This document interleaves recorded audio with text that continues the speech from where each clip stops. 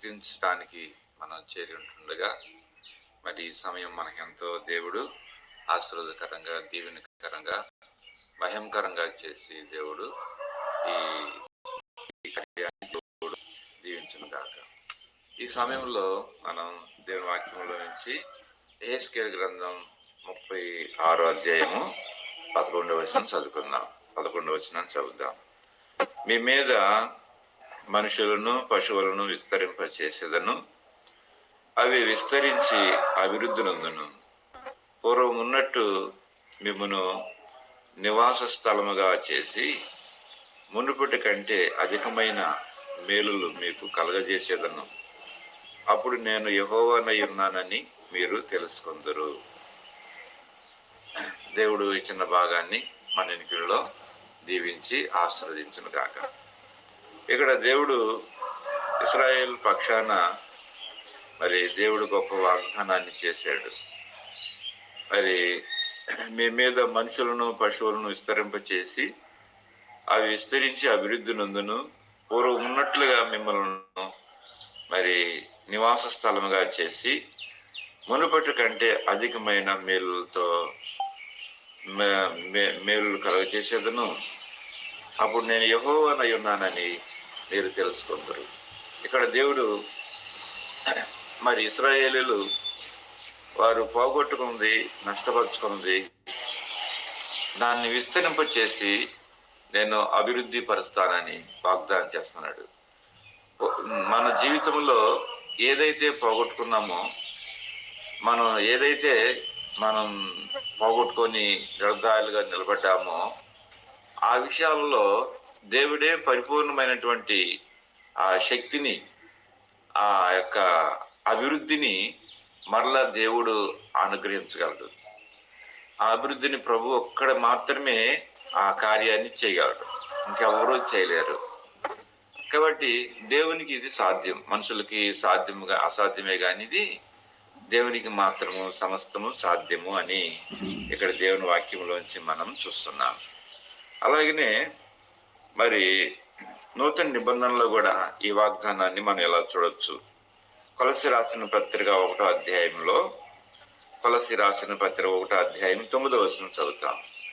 అందుచేత ఈ సంగతులు వినను నాటి నుండి మేము మీ నిమిత్తము ప్రార్థన చేయుట మానక, మీరు సంపూర్ణ జ్ఞానమును ఆత్మ సంబంధమైన వివేకము గలవారగుటకును ఆయన చిత్తమును పూర్ణముగా గ్రహించిన వారినై ప్రతి సత్కార్యములో సఫలసు దేవుని విషయమైన జ్ఞానమందు అభివృద్ధి పొందుతూ అన్ని విషయములలో ప్రభును సంతోషపెట్టినట్లు ఆయనకు తగినట్లుగా నడుచుకునవలనని ఆనందముతో కూడిన పూర్ణమైన ఓర్పు దీర్ఘశాంతము కనపరిచినట్లు ఆయన మహిమ శక్తిని బట్టి సంపూర్ణ బలముతో బలపరచబడవలనని తేజవాసులైన పరిశుద్ధుల స్వాస్థ్యములో పాలువారమగుటకును మనలను పాత్రలుగా చేసిన తండ్రికి మీరు కృతజ్ఞతాస్తుతులు చెల్లింపవలనని దేవుని బతిమాడుచున్నాను. ఆయన మనల్ని అంధకార సంబంధమైన అధికారముల నుండి విడుదల చేసి తాను ప్రేమించిన తన కుమారుని యొక్క రాజ్య నివాసులుగా చేశాను. చూసావా, ఇక్కడ పౌలు ప్రార్థన, ఇది పౌలు చేసేటువంటి ప్రార్థన. ఆయన ప్రార్థనలో ఉన్న భారం ఏంటి అంటే, మరి ప్రతి సత్కార్యముల్లో సఫలగుసు దేవుని విషయమైన జ్ఞానములో అభివృద్ధి పొందుతూ అన్ని విషయంలో ప్రభుని సంతోషపెట్టినట్లుగా. కాబట్టి ఇక్కడ అభివృద్ధి అనేది ఇక్కడ మనం చూస్తున్నాం. క్రైస్తవులు రక్షించబడి నామకార్థంగా అలాగనే ఉండకూడదు, మనం అభివృద్ధి పొందాల. మన అభివృద్ధి అనేది అన్నమాట. అదే దేవుడు మరి మనం యెహెజ్కేలు గ్రంథం 36:11 కూడా చూసాం కదా. నేను పూర్వరీతిగా మీ మీద మనుషులను పశువులను విస్తరింపచేసి అభివృద్ధిని అందించి పూర్వం ఉన్నట్లుగా మిమ్మల్ని నివాస స్థలంగా చేసి మునుపటి కంటే అధికమైన మేలులతో మునుపటి కంటే అధికమైన మేలులతో దేవుడు మనల్ని నింపేవాడుగా ఉంటూ ఉన్నాడు. ఈ విధానాన్ని మనం జ్ఞాపకం చేసుకోవాలి. ఆయన గొప్ప దేవుడు, ఆయనకు సాధ్యం, ఆయనకి సమస్తమును సాధ్యమే అన్నమాట. కాబట్టి మనం పౌలు యొక్క ప్రార్థనలో కూడా ఇది చూస్తున్నాం. మనం ప్రార్థనలో కూడా అన్నమాట, మీరు సత్కార్యములో సఫలగుసు, దేవుని విషయమైన జ్ఞానంలో అభివృద్ధి పొందుసు, అన్ని విషయములలో ప్రభుని సంతోషపెట్టినట్లుగా అన్ని విషయాల్లో ప్రభుని మనం సంతోష పెట్టాలని, ఇక్కడ ఈ విషయాల్లో మనం అభివృద్ధి పొందాలని ప్రార్థిస్తూ ఉన్నాడు అనే విషయాన్ని మనం ఇక్కడ జ్ఞాపకం చేసుకుంటాం అన్నమాట. అలాగనే ఫిలోమోనుకు రాసిన పత్రికలో కూడా 1వ అధ్యాయము 9వ వచనంలో మనం చూస్తే 1వ అధ్యాయము 8-9 వచనాలు ఇక్కడ కలిసి ఉన్నాయి. కావున యుక్తమైన దాని గురించి నీకు ఆజ్ఞాపించుటకు క్రీస్తునందు నాకు బహుధైర్యం కలిగినను వృద్ధుడును ఇప్పుడు క్రీస్తు ఖైదీనైన పౌలు నేను ప్రేమను బట్టి వేడుకుంటే మరి మంచిదని అనుకొని నా బంధకములు నేను నా కుమారుడకు ఒనేసిము కోసం నేను వేడుకొంచున్నాను. అతడు మునుపు నీకు నిష్ప్రయోజకమైన వాడే కానీ ఇప్పుడు నీకు నాకును ప్రయోజనకరమైన వాడు, నా ప్రాణం వంటి వాడు. అతని యొద్దకు పంపి ఉన్నాను. నేను సువార్త కొరకు బంధకములో ఉండగా నీకు ప్రతిగా అతన్ని ఉంచుకుని వలనని ఉంటిని గాని నీ ఉపకారమును బలవంతం చేత కాక స్వేచ్ఛపూర్వకమైనది ఉండవలనని నీ సమ్మతి లేక ఏమీ చేయలేక నాకు ఇష్టం లేదు అన్నమాట. ఇక్కడ చూడండి, ఫిలోమోను మరి ఈ ఉత్తరం రాస్తూ ఒనేసిమును బట్టి మరి పౌలు బతిమాడుతున్నాడు. ఇంతకుముందు నిష్ప్రయోజకమైన వాడు, ఇప్పుడు ప్రయోజకమైన వాడు. మరి అతడు ప్రాణం వంటి వాడు, ప్రయోజకమైన వాడు అంటున్నాడు. మరి నా ప్రాణానికి ప్రియుడు అంటున్నాడు, ప్రయోజనకరమైన అంటాడు. నా ప్రాణానికి ప్రియుడు అంటాడు. అతడు సువార్త కొరకై నేను ఎంచుకున్నాను అని చెప్పేసి ఇక్కడ చూస్తున్నాడు. అంటే ఒనేసిములో ఉన్నటువంటి లోపాలను తను గుర్తించట్లేదు, కానీ ఒనేసిములో ఉన్నటువంటి ఆ పరిచర్య ఏదైతే ఉందో దానిని గుర్తించి దాని నిమిత్తము అది సక్సెస్ఫుల్ కావాలని మరి తనలో ఉన్న లోపాలన్నింటినీ కూడా అణచివేసినటువంటి మరి అవి జ్ఞాపకం చేసుకోకుండా తనలో ఉన్నటువంటి పరిచర్య విధానాలు, మంచి లక్షణాలు ఏవైతే ఉన్నాయో వాటిని గురించి పౌలు మాట్లాడుతున్నట్లుగా ఇక్కడ మనం చూస్తాం అన్నమాట. కాబట్టి నిజంగా పౌలు చెరసాలలో ఉన్నప్పుడు మరి ఒనేసిము కూడా మరి తప్పు చేసి మరి ఆ చెరసాలలోకి వెళ్ళినట్లుగా మనం చూస్తాం. ఇక్కడ వారిద్దరు ఒకే జైల్లో ఉన్నారు. అయితే పౌలేం తప్పు చేయలేదు, ఒనేసిము తప్పు చేశాడు, పొరపాటు చేశాడు. అయితే మరి ఆ విషయాలేం చూడలేదు పౌలు. తనలో ఉన్నటువంటి మరి ప్రయోజనకరమైనటువంటి విషయాలు, మరి తనలో ఉన్నటువంటి పరిచర్య విధానాలు, తర్వాత తాను ఎలాంటి ఉపకారిగా ఎలాంటి వాడిగా సిద్ధపరుస్తున్నాడు అనేటువంటి విషయాన్ని ఇక్కడ మనం జ్ఞాపకం చేసుకోవాలి. మనమైతే వాళ్ళు ఉన్న లోపాలే పదే పదే జ్ఞాపకం చేసుకొని వాళ్ళనైతే మనం అణిచిపెట్టేస్తాం మనమైతే. కాబట్టి ఇది సమాజంలో జరుగుతుంది. వాడు ప్రయోజనకరమైనటువంటి వాడైనా కానీ మనం నిష్ప్రయోజకమైనటువంటి వాడిగా తీర్చిదిద్దేసేసి వాడిని, దేనికి పనికినటువంటి వాడిగా, అభివృద్ధి అనేది లేకుండా చేసేసి వాడిని నిర్వీర్యం చేసేటువంటి స్థితులు మనం తీసుకెళ్తాం. కాబట్టి దేవుని దైవజనులు చూడండి, వారిలో ఉన్న అభివృద్ధిని చూశారు కానీ వారిలో ఉన్న బలహీనతను చూడలేకపోయారు వారు అనేది మనం ఇక్కడ జ్ఞాపకం చేసుకుంటున్నాం. కాబట్టి మన జీవితంలో మన అభివృద్ధి అనేది చాలా అవసరం. మరి మనం 1 తిమోతి రాసిన పత్రిక 4వ అధ్యాయము 15వ వచనంలో చూస్తే ఇక్కడ ఈ మాట జ్ఞాపకం చేయబడింది. తిమోతిని కూడా ఇదే విషయంలో మరి పౌలు బతిమాడుతుంటాడు. ఏమంటే 4వ అధ్యాయము 15వ వచనం, 1 తిమోతి 4వ అధ్యాయం 15వ వచనంలో, నీ అభివృద్ధి అందరికీ తేటబడు నిమిత్తము వీటిని మనస్కరించుము, వీటి అందే సాధకము చేసుకొనుము, నిన్ను గుర్చియు నీ బోధన గుర్చియు జాగ్రత్త కలిగి ఉండుము, వీటిలో నిలకడగా ఉండుము, నీవేలాగూ చేసి నిన్ను నీ బోధన వినువారందరినీ రక్షించుకుందువు అంటాడన్నమాట. ఇక్కడ పౌలు తిమోతిని మరి తనలో ఉన్నటువంటి ఆ యొక్క వరాల గురించి మాట్లాడుతాడన్నమాట. నువ్వెవరిని తృణీకరించవద్దు, మాటలో, ప్రవర్తనలో, ప్రేమలో, విశ్వాసములో, పవిత్రతలో విశ్వాసులకు మాదిరిగా ఉండు అని అంటాడు. చదువుటి యందును, హెచ్చరించుటి యందును, బోధించుటి యందును జాగ్రత్తగా ఉండుము. నీలో ఉన్నటువంటి వరాల గురించి అలక్ష్యం చేయొద్దు, నీవు అలక్ష్యం చేయకూడదు. అయితే నీ అభివృద్ధి అందరికీ తేటపడాలంటాడు. చూసావా, ఇక్కడ తిమోతిని దేవుని యొక్క పని కొరకై పౌలు ఎలాగో సిద్ధపరుస్తున్నాడు అనేటువంటి విషయాన్ని మనం చూస్తాం అన్నమాట. కాబట్టి మరి ఆ తిమోతిలో ఉన్నటువంటి ఆ పరిచర్య విధానాలన్నీ కూడా పౌలు చూశాడు. మనం చాలాసార్లు ఇప్పుడు మనం చూసిన ప్రతి వ్యక్తిలో వీడు ఏ లోపాలతో ఉంటాడా, వీడే బలహీనతలో ఉన్నాడా, ఇవన్నీ మనం చూసుకుంటూ ఉంటాం. వీళ్ళు మచ్చన కనపడిందా అనేటువంటి విధానంలో మనం ఆనందులోనే పోతూ ఉంటాం. కానీ వాడు దేనికి ప్రయోజనకరమైనటువంటి వాడు, ఆ ప్రయోజనకరమైనటువంటి దాన్ని మనం వాడబడితే దేవుని పని ఎంత జరిగిద్ది, ఎంత అభివృద్ధిలో ఉంటుంది, దేవుని కార్యాలు ఎలాగో జీవించగలుగుతాయి అనేది ఈ విషయాలన్నింటినీ మనం చూసుకోవాల్సినటువంటి వారమై ఉంటున్నామన్నమాట. కాబట్టి మన జీవితంలో మన అభివృద్ధి పొందాల్సినటువంటి విషయాల కోసం మనం ప్రార్థన చేయాలి. మనలో ఉన్నటువంటి దేవుడు ఉంచిన వరాలు, మనలో ఉంచినటువంటి దేవుని పరిచర్య, మనలో ఉంచినటువంటి ఆ యొక్క దేవుని మహిమానుతమైనటువంటి విషయాల గురించి మనం అనేకులకు మనం తేట తెల్లనగా మనం ఆ పరిచర్యలో వాడబడేటువంటి వారంగా ఉండాలి అనేటువంటి విషయాన్ని ఇక్కడ జ్ఞాపకం చేయబడుతూ ఉన్నది అనేటువంటి విషయాన్ని జ్ఞాపకం చేస్తున్నాం అన్నమాట.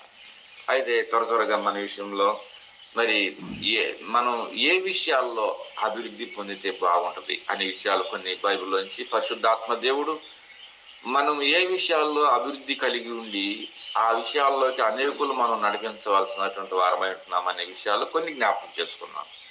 మొదటిగా 1 పేతురు 2వ అధ్యాయము, 1 పేతురు పత్రిక 2వ అధ్యాయము 3వ వచనం చదువుకున్నాం.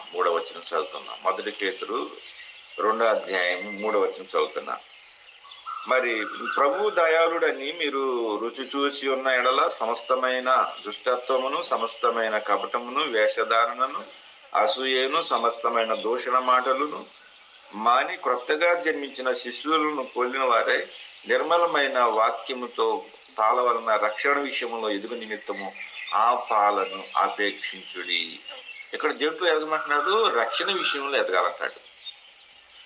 మరి మన లోకం మనలో ఉన్నటువంటి ఈ యొక్క ముందు ఆ జాబితా ఏంది? సమస్తమైన దుష్టత్వం, కపటం, వేషధారణ, అసూయ, సమస్తమైన దోషుల మాటలు ఎన్ని కూడా తీసేసుకొని రక్షణ పొంది రక్షణలో మనం ఎదగాలి అని అంటాడు అన్నమాట. ఇక్కడ రక్షణలో ఎదిగే చాలా మందికి రక్షణ అయితే పొందారు కానీ వారికి ఎదుగుదల లేదండి, రక్షణలో ఎదుగుదల లేదు. మీ సంఘాల్లో గమనించండి, ఆరాధనలో మార్పు కనపడదు, వారి విశ్వాసంలో మార్పు కనపడదు, వారు క్రియాపూర్వకంగా కూడా మరి ప్రభు కొరకు ఏం చేయలేరు, బలహీనులుగా ఉంటారన్నమాట. మరి రక్షణలో ఎదుగుకోవాలి కదా. మరి రక్షణ అనేది చాలా ముఖ్యమైనటువంటిది. నేను రక్షణ పొందాను, బాప్తిసం పొందాను, నేను మారుమనసు పొందాను అంటారు. కానీ వాళ్ళు ఆ విధానాన్ని కనపడకపోతే మరి రక్షణలో ఏమి ఎదుగునట్టు? రక్షణలో ఎదుగుదల కనపడాలి. రక్షణలో ఎదుగుదల లేకుండా మనం ఏం చేసినా ప్రయోజనం లేదండి. అది చాలా మందిలో రక్షణలో అన్నమాట ఇంకా పిల్ల చేస్తాలే, ఇంకా ఆ విధానాలు పోవటం లేదు. లోక సంబంధమైనటువంటి విధానాలు, ఆ యొక్క మాటలు, పోలికలు పోవటం లేదు అవన్నీ. మరి రక్షణలో ఎదిగినటువంటి అనుభవం మనకి కావాలి. రక్షణ అయితే పొందామనుకుంటున్నారు కానీ రక్షణకు చాలా దూరంగా ఉంటున్నారనే విషయాన్ని మనం జ్ఞాపకం చేసుకోవాలి. రక్షణ పొందినటువంటి అనుభవం లక్షణాలు వాళ్ళు కనబడటం లేదు. కాబట్టి మనం ప్రార్థన చేయాలి. అలాంటి ప్రజల కోసం మనం ప్రార్థన చేయాలి. మనం రక్షణలో ఎదుగుతున్నామా? మరి ఆ వాక్యాన్ని ఆ పాల వలన రక్షణ విషయంలో ఎదుగు నిమిత్తము అంటాడు ఇక్కడ. రక్షణ విషయంలో, రక్షణల్లో మనం ఎదగాల్సినటువంటి వారు ఉంటున్నాం అనేది జ్ఞాపకం చేసుకోవాలి. అలాగనే 1 తెస్సలోనికి రాసిన పత్రిక 2వదిగా 1 తెస్సలోనికి రాసిన పత్రిక 3వ అధ్యాయము 3వ అధ్యాయము 13వ వచనం చదువుతున్నా. 3:13. మరియు మన ప్రభు అయిన యేసు తన పరిశుద్ధులందరితో కూడా వచ్చినప్పుడు మరి తన తండ్రి అయిన దేవుని ఎదుట మీ హృదయములను పరిశుద్ధత విషయంలో అనింద్యమైనవిగాను ఆయన స్థిరపరచుటకై మేము మీ ఎడల ఎలాగున ప్రేమలో అభివృద్ధి పొంది వర్ధిల్లుచున్నామో అలాగే మీరును ఒకరి ఎడల ఒకరు అందరి ఎడల ప్రేమలో అభివృద్ధి పొందినట్లు ప్రభు దయచేయునుగా కానీ ప్రార్థన చేస్తాడు పౌలు. చూడండి, ప్రభు రాబోతున్నాడు. ప్రతి విషయం కూడా బయలుపరుపులోకి వస్తుంది. మరి ముఖ్యంగా మన ప్రేమ చాలా పరీక్షించబడుతుంది. ఎందుకంటే దేవుడు ఆయన ప్రేమను ప్రదర్శించాడు భూమి మీద. రక్తం కారినంతగా, ప్రాణం పెట్టినంతగా, సహించినంతగా, మరి ఓర్చుకున్నంతగా, మరి మరణము మగునంతగా దేవుడు మన కోసం ప్రాణం పెట్టాడు. నీ ప్రేమను రేపు పరీక్షించబోతున్నాడు. ప్రభు రాకట్లో కూడా నువ్వు ఎలాగూ ప్రేమిస్తున్నావు, నీ ఇంటి వారిని ఎలా ప్రేమిస్తున్నావు, నీ తోటి వారిని ఎలా ప్రేమిస్తున్నావు, నీ సంఘస్థుల్ని ఎలా ప్రేమిస్తున్నావు, అందరితో ప్రేమగా ఉన్నావుగా, విషంగా ఉంటున్నావా నీవు అనేది దేవుడు పరీక్షించబోతూ ఉన్నాడు. ప్రేమ పరీక్షించబడింది. ప్రభు ప్రేమ రుజువు చేయబడింది. ప్రభు ప్రేమ, ఆ ప్రేమతోనే సమస్తం జరగాలని దేవుడు అది ప్రేమను కార్యరూపంలో దేవుడు దాన్ని ఉంచాడు. కాబట్టి నీ ప్రేమ అనేటువంటిది రుజువు చేయబడాలా. అందుకని ఇక్కడ పౌలు అన్నాడు, మేము ఎలాగూరా ప్రేమలో అభివృద్ధి పొంది వర్ధిల్లుతామో అలాగనే మీరును కూడా ఒకరి ఎడల ఒకడు అందరి ఎడల ప్రేమలో అభివృద్ధి పొందినట్లు ప్రభువును దయచేయునుగాక. ఎందుకంటే ప్రభు అయిన యేసు తన పరిశుద్ధులందరితో కూడా వచ్చినప్పుడు మన తండ్రి అయిన దేవుని ఎదుట మీ హృదయములు పరిశుద్ధములు అనింద్యములు గాను ఆయన స్థిరపరిశుద్ధకై అంటాడన్నమాట. కాబట్టి ప్రేమకు ఎన్ని కార్యాలు ఉన్నాయో ఇక్కడ మనకి ఇంకా మీకు నాకంటే కూడా మీకే ఎక్కువ తెలిసిద్ది అన్నమాట, తెలుసును. కాబట్టి ప్రేమలో అభివృద్ధి అనేది కావాలండి. ఎక్కడ కూడా ప్రేమ అనేది తక్కువ అయిపోతుంది అన్నమాట, తక్కువతో చూస్తున్నాం అన్నమాట. ప్రేమించేటువంటి స్థితి అన్నమాట. కపట ప్రేమ, వేషధారిని ప్రేమ. ఇంట్లో వారిని ఒక విధంగాను, భార్యను ఒక విధంగాను ప్రేమిస్తారు, బయట వాళ్ళని ఒక విధంగా ప్రేమిస్తారండి. ఏం ప్రేమ అది? అందరిది ప్రేమ అనేది ఒకటే ఉండాల. ఇంట్లో భార్యను ఒక ప్రేమ, పిల్లలను ఒక ప్రేమ, నీ బంధువులతో ఒక ప్రేమ. జాగ్రత్త, ప్రభు రాబోతున్నాడు. మనమందరం కుటుంబం, ఫ్యామిలీ, ఒకటే కుటుంబం. ప్రేమలో ఎక్కడ కూడా తేడా రాకూడదు. మన ఈ వారంలో మన సహోదరుడు కూడా ప్రేమ గురించి చెప్పాడు, బాగా చక్కగా చెప్పాడు ప్రేమను గురించి.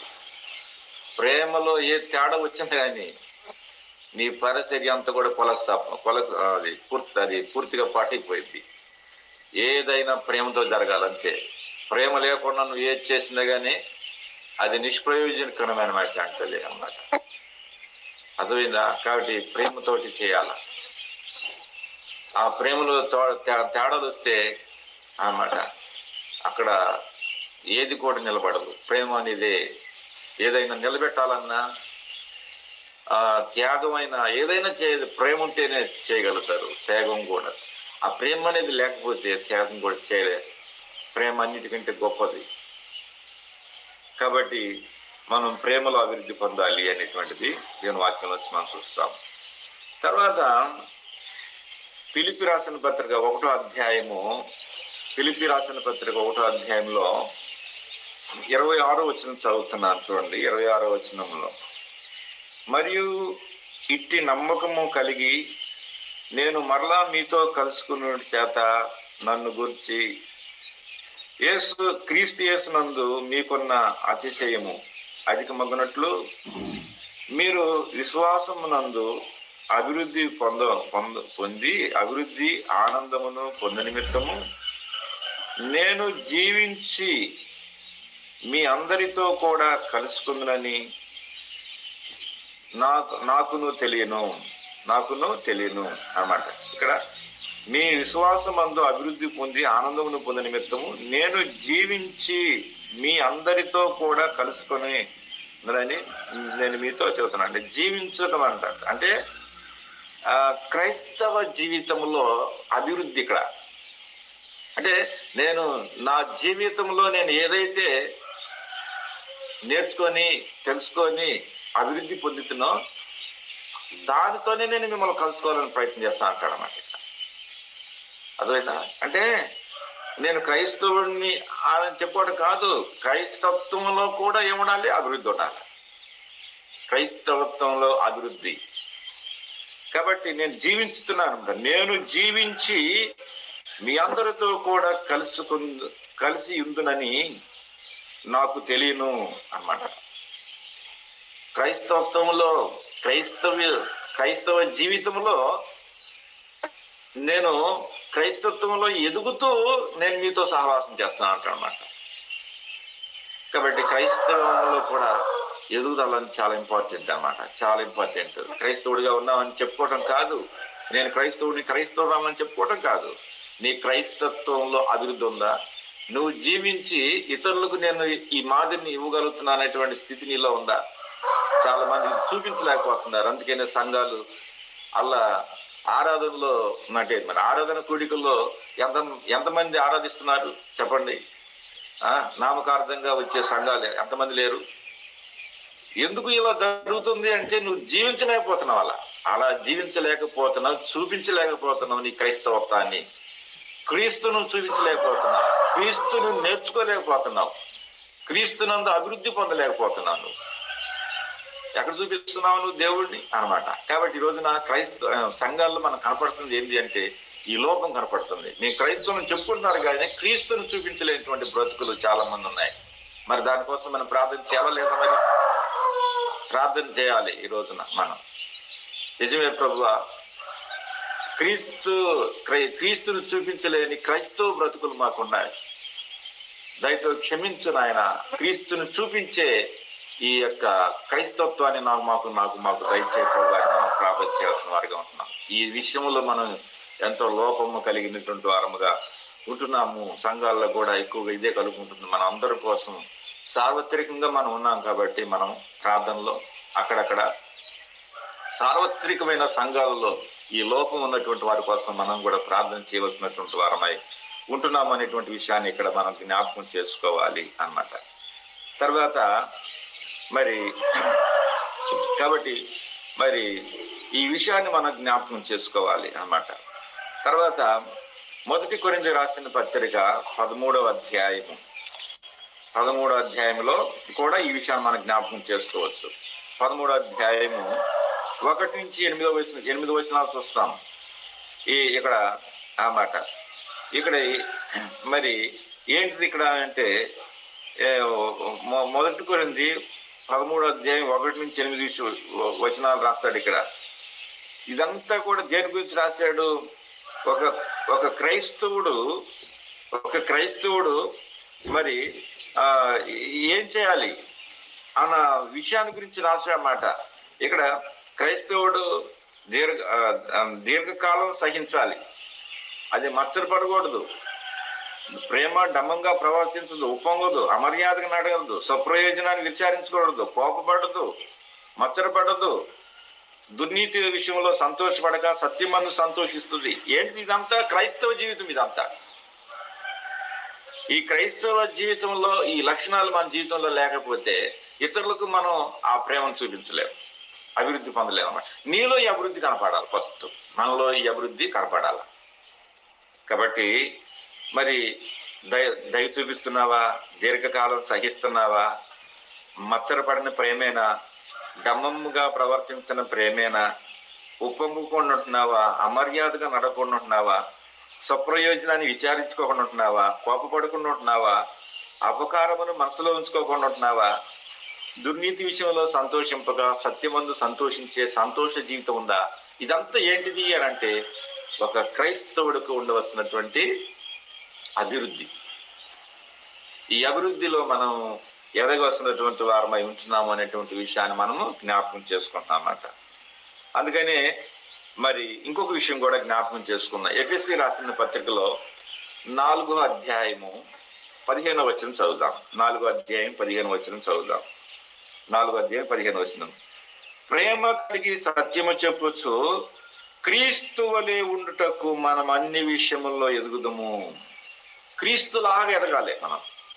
క్రీస్తు వలె మనం చూసిన వాడు యేసయ్య దగ్గరకి ఒక వ్యక్తి ఎలా వెళ్తాడో అలాగున మన దగ్గరికి ఈయనలో యేసయ్య ఉన్నాడు, ఈయన యేసయ్య మనసు ఇంది, యేసయ్య లాంటి వాడు కాబట్టి స్వేచ్ఛగా ఆనందంగా రావాలన్నమాట మన దగ్గరికి, సంతోషంగా రావాలి ఎవడైనా సరే. అంతేగాని ఒక అధికారి దగ్గరికి వచ్చినట్టుగా వస్తున్నారా నీ కాడికి? ఒక ఒక ఎమ్మెల్యే దగ్గరికి వెళ్ళినట్టుగా వస్తున్నారా నీ కాడికి? లేకపోతే ఒక ముఖ్యమంత్రిని దర్శించినట్టుగా వస్తున్నారా నీ కాడికి? ఎలా వస్తున్నారు ప్రజలు? కాబట్టి క్రీస్తు వలే అనమాట. క్రీస్తు వలే. క్రీస్తు దగ్గరికి ఎవరైనా స్వేచ్ఛగా వెళ్ళారు. గుడ్డోళ్ళు వెళ్ళారు, గూనోళ్ళు వెళ్ళారు, మోగోళ్ళు వెళ్ళారు, రోగిష్ఠులు వెళ్ళారు, అందరూ వెళ్ళారు స్వేచ్ఛగా ఆయన దగ్గరికి. ఆయన దగ్గరికి అనమాట. మరి 12 సంవత్సరాలు పెట్టి రక్తస్రావంతో ఉన్నటువంటి ఆ స్త్రీ కూడా రహస్యంగా వెళ్ళి ఆయన తాకింది అనమాట. ఆయన దగ్గరే ఉంది ఇదంతా అనమాట. జకియా మేడ్ చెట్టు ఎక్కి సైలెంట్ గా మేడ్ చెట్టు ఎక్కాడు ప్రభుని చూడాలని, ఆయనతో ఉండాలి, ఆయన చూడాలని, కనీసం చూడాలని ఆశతోటి సంతోషంతో చేర్చుకున్నాడు అనమాట. క్రీస్తు వలే నీ జీవితం, నా జీవితం క్రీస్తు వలే ఉండాలని ప్రభు కోరుతూ ఉన్నాడనమాట. క్రీస్తు వలే, క్రీస్తులో ఉన్నటట్టు క్రీస్తు వలే మనం ఎదగాలి, క్రీస్తు వలే ఎదగాలన్నమాట.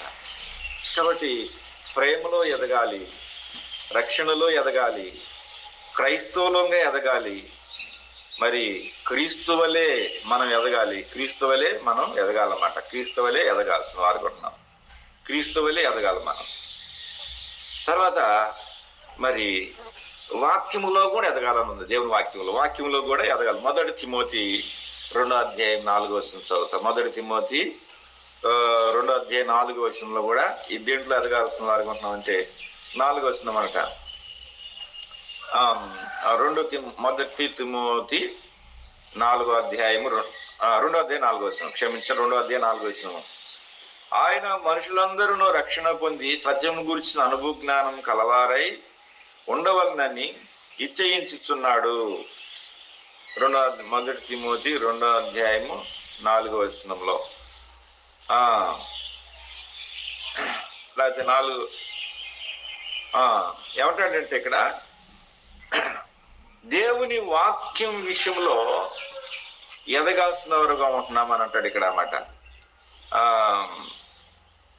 లేకుంటే 2వ తిమోతి పత్రిక 2వ అధ్యాయము దేవుని వాక్యం విషయంలో అభివృద్ధి పొందాలి అని అంటాడు అన్నమాట. ఇక్కడ అభివృద్ధి పొందాలంటాడు. రెఫరెన్స్ దేవుని వాక్యం విషయంలో మనం ఎదగవలసినటువంటి వారమై ఉంటున్నాం. చూడండి 4వ అధ్యాయం 2 తిమోతి 4వ అధ్యాయము 2వ వచనం అండి, తప్పు చదివాను. దేవుని ఎదుట సజీవులకును మృతులకును తీర్పు తీర్చు క్రీస్తు యేసు ఎదుటను ఆయన ప్రత్యక్షతతోడు ఆయన రాజ్యముతోడు నేను ఆనబెట్టు చెప్పినది ఏమనగా వాక్యమును ప్రకటించుము, సమయమందును అసమయమందును ప్రయాసపడము, సంపూర్ణమైన దీర్ఘశాంతముతో ఉపదేశించుము, ఖండించుము, గద్దించుము, బుద్ధి చెప్పుము. చూసావా? కాబట్టి ఎందుకు ఇదంతా వాక్యములో ఎదగాలి మనం. వాక్యములో ఏం తెలియనటువంటి వారికి ఉండకూడదు అనమాట.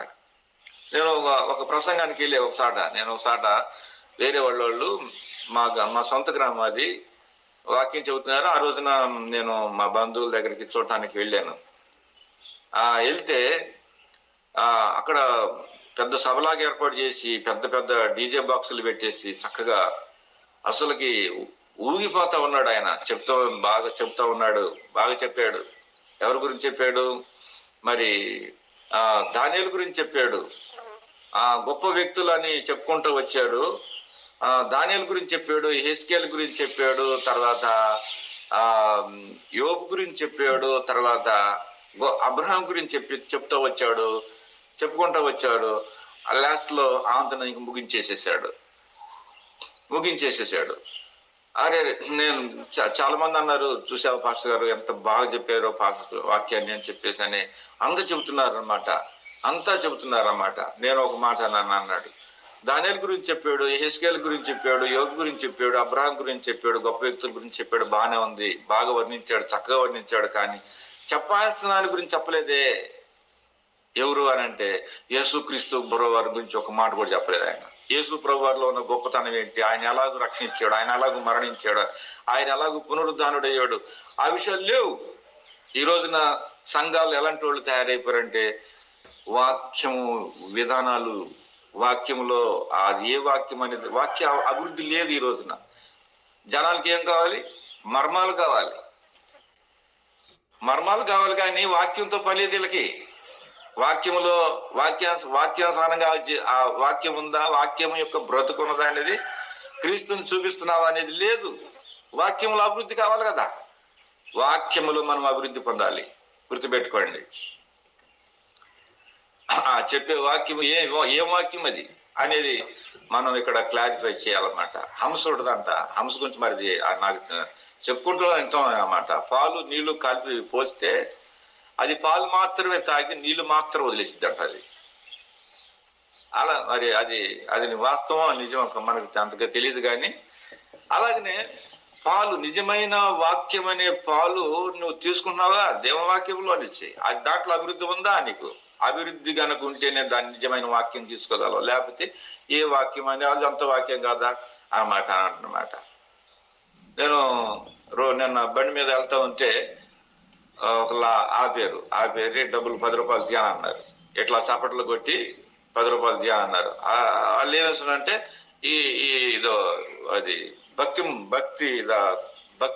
బట్టలు వేసుకున్నారు, అది మాల వేసుకొని, భక్తి మాల వేసుకొని ఇట్లా అడుక్కుంటా ఉన్నారు.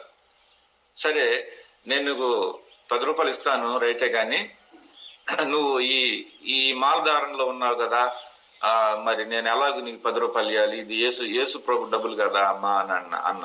యేసు ప్రభు డబ్బులు కదమ్మా, ఇవి ఇవ్వకూడదు కదా, ఆ మాలధారణలో ఉన్నావు నువ్వు అని అంటేను ఆ పాప అంది,